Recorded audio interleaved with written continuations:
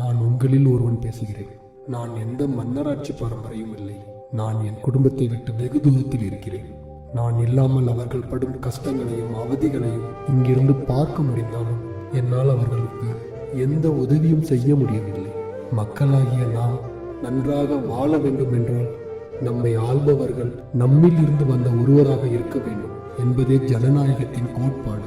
ஆனால் நம் தமிழ்நாட்டின் சாபக்கேடு இந்த திராவிட முன்னேற்ற கழகம் நம்மை ஆட்சி செய்பவர்களாக இருக்கிறார்கள்.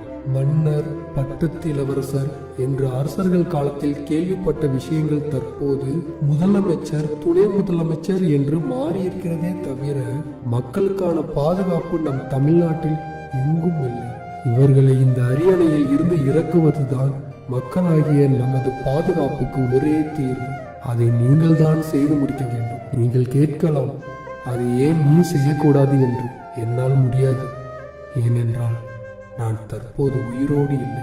ஆம், கள்ளக்குறிச்சி கள்ளச்சாராயம் சம்பவத்தில் உயிரிழந்த 65 பேரில் நானும் ஒருவன். கள்ளச்சாராயத்தை குடித்தது மன்னிக்க முடியாத தவறுக்கு தண்டனையாக எனக்கு மரணம் நிகழ்ந்திருக்கிறது. ஆனால் கள்ளச்சாராயத்தை கரை புரண்டு ஓடவிட்ட இந்த விடியா திராவிட முன்னேற்ற கழகத்திற்கும் அதன் தலைவர் முதலமைச்சர் மு.க. ஸ்டாலின் அவர்களுக்கும் நீங்கள் என்ன தண்டனை கொடுக்க போகிறீர்கள்?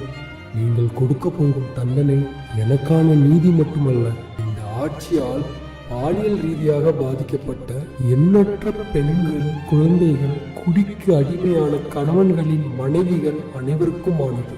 வணக்கம்.